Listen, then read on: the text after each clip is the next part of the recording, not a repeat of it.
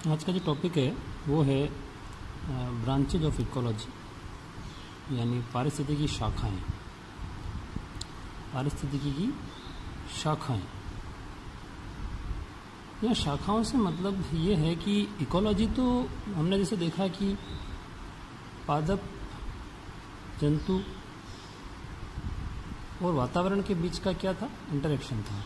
इन तीनों के बीच में आपस में जो इंटरेक्शन होता रहता है वो इकोलॉजी है। लेकिन इकोलॉजी विज्ञान की एक बहुत बड़ी शाखा है। उसमें भीतर जब उसको स्पेसिफिक हम किस चीज़ का अध्ययन कर रहे हैं, क्योंकि उसके अंदर के विभिन्न प्रकार के कंपोनेंट्स हैं, अलग अलग कंपोनेंट्स हैं, हम किस कंपोनेंट का अध्ययन कर रहे हैं उसके आधार पर हम उसकी अलग अलग ब्रांचेज बताते हैं, जिसके अंदर भिन्न भिन्न चीज़ों का अध्ययन किया जाता है। तो देखिए, इसकी विभिन्न ब्रांचेज हैं, उनके भी अलग अलग आधार हैं। जैसे मोटे तौर पर अगर आप इकोलॉजी को बांटना चाहें तो मुख्य रूप से दो भागों में बांट सकते हैं। एक तो आप कह सकते हैं जंतु पारिस्थितिकी या एनिमल इकोलॉजी, और दूसरा जो है वो पादप पारिस्थितिकी, प्लांट इकोलॉजी। जंतु पारिस्थितिकी वो पारिस्थितिकी है जिसमें मुख्य रूप से जंतुओं का अध्ययन किया जाता है।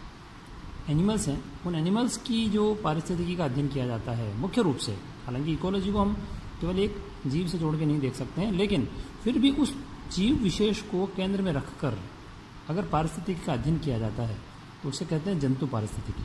अब अगर जंतु पारिस्थितिकी में किस एनिमल की स्टडी कर रहे हैं उसी आधार पर उसको और स्पेसिफाई कर सकते हैं। जैसे इंसेक्ट की स्टडी कर रहे हैं तो इंसेक्ट इकोलॉजी, पक्षियों की स्टडी कर रहे हैं तो एवियन इकोलॉजी, अगर मैमल्स की स्टडी कर रहे हैं तो मैमेलियन इकोलॉजी कहकर हम उनको बताते हैं। इंसान की कर रहे हैं तो ह्यूमन इकोलॉजी उसे कह के बताते हैं। पादप पारिस्थितिकी भी उसी तरह का है। अगर पारिस्थितिकी की इस अध्ययन का जो केंद्र अगर प्लांट है ना, तो उसको हम प्लांट इकोलॉजी कहेंगे। अब प्लांट इकोलॉजी में अगर एल्गी की स्टडी की जा रही है तो वो एल्गल इकोलॉजी कहलाएगा। अगर बैक्टीरिया की स्टडी कर रहे हैं, सूक्ष्म जीवों का अध्ययन कर रहे हैं तो वो माइक्रोबियल इकोलॉजी कहलाएगा। अब दूसरा जो आधार है कि किस लेवल पर स्टडी कर रहे हैं, किस लेवल पर इकोलॉजी की स्टडी की जा रही है, उसके आधार पर हम देखेंगे तो इकोलॉजी के टाइप डिफरेंट हैं। उससे पहला है जैसे सम पारिस्थितिकी, ऑटो इकोलॉजी या सम पारिस्थितिकी। ऑटो इकोलॉजी के दौरान जो अध्ययन किया जाता है वो केवल एक जाति की इकोलॉजी का, एक स्पीसी, कोई पर्टिकुलर एक एनिमल या प्लांट स्पीसी ले ली और उस एक एनिमल या प्लांट स्पीसीज का अध्ययन किया जाता है। उसका दूसरे जीवों से क्या संबंध है, दूसरे प्लांट से क्या रिलेशन है, एनवायरनमेंट उसको किस तरह प्रभावित कर रहा है। तो केवल एक स्पीसी को अगर सेंटर में रख के हम अगर बात करते हैं तो उसे हम कहते हैं ऑटो इकोलॉजी। फॉर एग्जाम्पल, अगर हमने टाइगर को ले लिया और केवल उस टाइगर को सेंटर में रख के हम उस टाइगर के बारे में, टाइगर का हैबिटाट कैसा है, टाइगर को एनवायरनमेंट कैसे प्रभावित कर रहा है, टाइगर का दूसरे जीव जो हैं वो कैसे प्रभावित कर रहे हैं, या टाइगर उन दूसरे जीवों को कैसे प्रभावित कर रहा है ना, तो उन सब का अगर आप अध्ययन करते हैं तो आप कहेंगे कि ये टाइगर की ऑटो इकोलॉजी की हम स्टडी कर रहे हैं।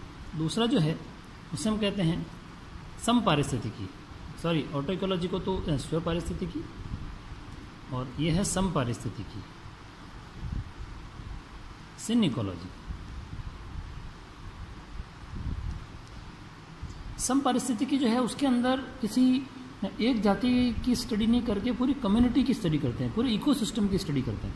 जैसे आपने कोई एक हैबिटाट ले लिया ऐसा, कोई भी जैसे ग्रासलैंड ले लिया, घास का मैदान ले लिया, वो घास के मैदान का पूरा अध्ययन हमें करना है कि इसके अंदर कौन प्लांट्स हैं, किस किस तरह के एनिमल्स हैं, एनिमल्स जो हैं वो किस तरह के हैं, पादप जो हैं वो किस तरह के हैं, किस तरह से ये एक दूसरे को प्रभावित कर रहे हैं, या फिर वातावरण का इन पर क्या प्रभाव पड़ रहा है, या ये वातावरण को किस प्रकार बदल रहे हैं, इन सभी का। तो पूरा कम्युनिटी का अगर हमने लिया, यहाँ हम पूरी कम्युनिटी में से केवल एक जीव की स्टडी कर रहे थे, और यहाँ जो है पूरी कम्युनिटी की स्टडी अगर हम करते हैं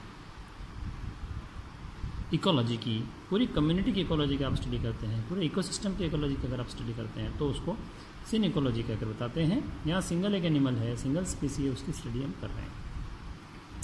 अब इसके अलावा भी खूब सारे और भी टाइप्स हैं इकोलॉजी के, जो कि डिफरेंट ये बताते हैं कि किस लेवल पर किसकी स्टडी कर रहे हैं, या किसी पर्टिकुलर एनिमल की कर रहे हैं, या किसी और वातावरण की कर रहे हैं, उनके आधार पर भी डिफरेंट इकोलॉजी है। फॉर एग्जांपल देखिए हैबिटाट इकोलॉजी,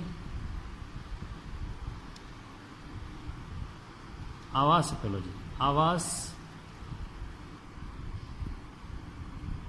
पारिस्थितिकी। हैबिटाट का मतलब क्या होता है? हैबिटाट माना कोई भी जीव या कोई भी पादप जहाँ रहता है उसको हैबिटाट कहते हैं, वो तो एड्रेस है ना। हैबिटाट का मतलब जो जीव जहाँ रहता है। अब अगर शेर जो है वो अगर किसी जंगल में किसी पूरा जंगल उसका हैबिटाट नहीं है ना, लेकिन वो पर्टिकुलर शेर का पर्टिकुलर जो टाइगर है, जैसे ए नाम का टाइगर है, उसका पर्टिकुलर पूरा जंगल हैबिटाट नहीं कहकर हम वो जहाँ रह रहा है पर्टिकुलर उसकी कोई टेरिटरी जो है, उस टेरिटरी के अंदर जिस जगह वो रहता है, जहाँ उठता है बैठता है दिन भर की क्रियाएं करता है, वो उसका हैबिटाट कहलाएगा। तो उस हैबिटाट का जो अध्ययन है उसको हम कहते हैं हैबिटाट इकोलॉजी। अब हैबिटाट डिफरेंट तरह के होते हैं, वन भी हो सकता है, समंदर हो सकता है, रेगिस्तान हो सकता है, आपके बर्फीले जो एरिया हैं हमारे वो हो सकते हैं। तो ये डिफरेंट टाइप की जो है हैबिटाट की स्टडी है। ग्रासलैंड की अगर आप स्टडी करेंगे तो उसको ग्रासलैंड इकोलॉजी कह देंगे, अगर आप समुद्र की स्टडी करेंगे तो उसको मरीन इकोलॉजी कह देंगे, है ना। अब इसी तरह अगर आप स्थलीय आवास का अध्ययन करें तो उसको हम टेरेस्ट्रियल इकोलॉजी या स्थलीय पारिस्थितिकी कह के बताते हैं। तो डिफरेंट टाइप के हैबिटाट जो है उनकी स्टडी जो है वो हैबिटाट इकोलॉजी हम कहकर उसको बताते हैं। फिर देखिए पॉपुलेशन इकोलॉजी,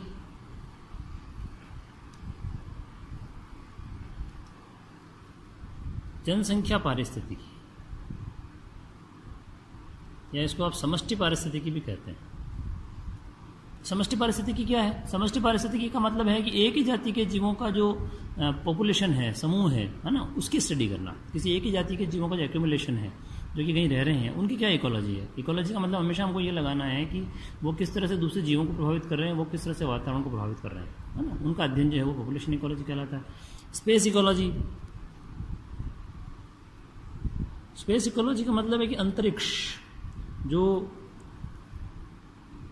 पृथ्वी से परे है, अंतरिक्ष जो है, उस अंतरिक्ष के अंदर जैसे इंसान जाता ही है, वहाँ इंसान वहाँ से स्टडी करता है ना। स्पेस स्टेशंस बनाए गए हैं जहाँ इंसान जाकर रहता है और वहाँ जाकर पृथ्वी के या दूसरे जो प्लैनेट्स हैं उनकी स्टडी हम वहाँ करते हैं। हम वहाँ पौधे उगाकर देखते हैं, हम वहाँ जीव उगाकर देखते हैं, हम वहाँ छोटे छोटे जो सूक्ष्म जीव हैं उनकी ग्रोथ कैसे हो रही है, कल्चर कैसे हो रहा है, हम उनको उगाकर देखते हैं। एनिमल्स में क्या फर्क पड़ रहा है ये हम वहाँ देखते हैं। ये सारी जो स्टडी है इसको हम स्पेस इकोलॉजी कहकर बताते हैं, अंतरिक्ष पारिस्थितिकी इसको हम कह करके बताते हैं। फिर देखिए कंजर्वेशन इकोलॉजी,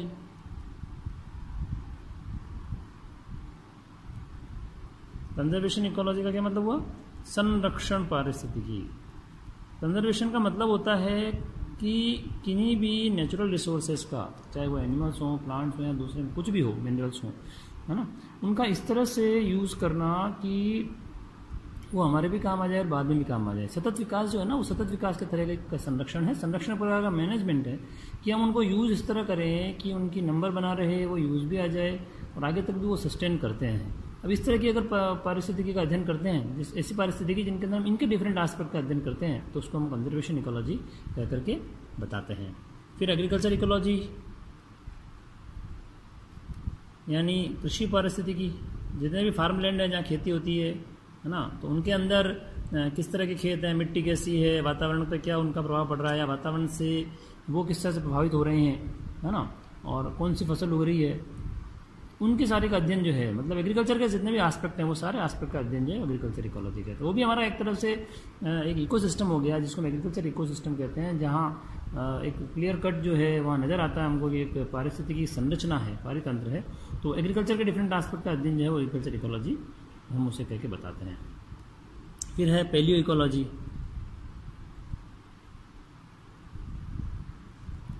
पूरा पारिस्थितिकी।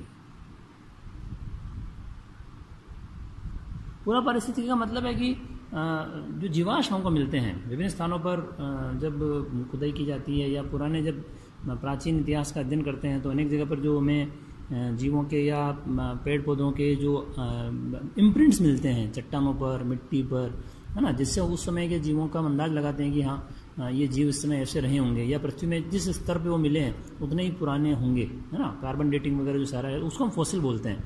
तो जो फॉसिल की स्टडी के आधार पर यह पता लगाना कि उस समय का वातावरण कैसा रहा होगा, एनवायरनमेंट कैसा रहा होगा, जीव कैसे रहे होंगे, जीव में एनवायरनमेंट जो है वो किस तरह के मॉडिफिकेशन लाया होगा, या एनवायरनमेंट को किस तरह से जीवों ने या प्लांट्स ने प्रभावित किया होगा, इन सब की जो स्टडी है, इनके जो डिफरेंट एस्पेक्ट है उसको हम पूरा पारिस्थितिकी विज्ञान या पूरा पारिस्थितिकी कहकर संबोधित करते हैं। फिर देखिए प्रदूषण पारिस्थितिकी।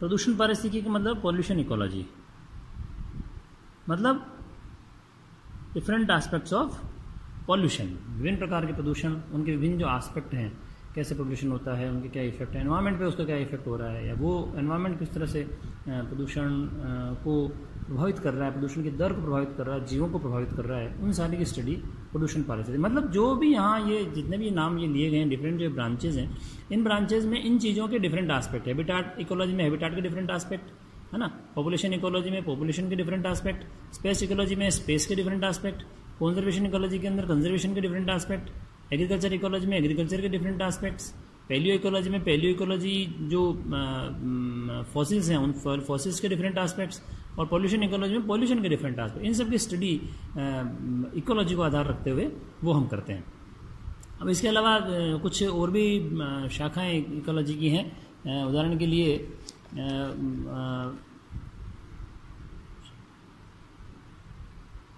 मॉडर्न इकोलॉजी, जैसे आजकल मॉडर्न इकोलॉजी एक नया वर्ड आया है, तो मॉडर्न इकोलॉजी जो है वो एक तरह से इसमें उन चीज़ों को शामिल करते हैं कि जो डेवलपमेंट जितना हुआ है, मनुष्य के उत्पत्ति से लेकर जितना भी डेवलपमेंट हुआ, उस डेवलपमेंट के कारण एनवायरनमेंट पर क्या इन्फ्लुएंस आ रहा है, या फिर एनवायरनमेंट ने किस तरह से ह्यूमन स्पीसीज़ के डेवलपमेंट को प्रभावित किया है, उनकी स्टडी जो है मॉडर्न इकोलॉजी के अंदर करते हैं।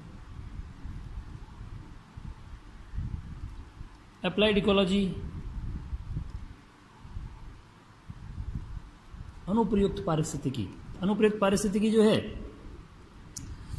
वो किस तरह से पारिस्थितिकी जो कंसेप्ट है, उन पारिस्थितिकी के कंसेप्ट को हम किस तरह से एक बेटर नेचर को बनाने में, एक बेटर अर्थ को बनाने में हम यूज़ कर सकते हैं। जैसे इकोलॉजी के विभिन्न प्रिंसिपल्स हैं, है ना, उन सिद्धांतों का यूज़ करते हुए हम किसी जगह के इकोसिस्टम को क्या हम बेटर कर सकते हैं क्या, इस मदर अर्थ जो है हमारी, इस मदर अर्थ के जो एनवायरनमेंट है उसको हम बेटर कर सकते हैं क्या। तो विभिन्न पारिस्थितिकी के जो एस्पेक्ट हैं, विभिन्न पारिस्थितिकी के जो प्रिंसिपल हैं, उन प्रिंसिपल को यूज़ करते हुए किस तरह से ह्यूमन जो लाइफ है या ह्यूमन स्पीसीज़ है या हमारा जो एनवायरनमेंट है और हमारी जो अर्थ है, उस अर्थ को हम किस तरह से हम बेटर कर सकते हैं, सर्वाइवल के लिए हम किस तरह से उसको और बेटर एक प्लेनेट के रूप में डेवलप कर सकते हैं, वो सारा का सारा अप्लाइड इकोलॉजी। तो ये डिफरेंट जो इकोलॉजी है वो उसकी इकोलॉजी की ब्रांचेज हैं, उसमें किस चीज़ का अध्ययन किया जा रहा है, किस चीज़ को सेंटर में रख के हम उसके डिफरेंट जो एस्पेक्ट हैं उनका अध्ययन कर रहे हैं, वो उसी इकोलॉजी के नाम से हम उनको कहकर बताते हैं।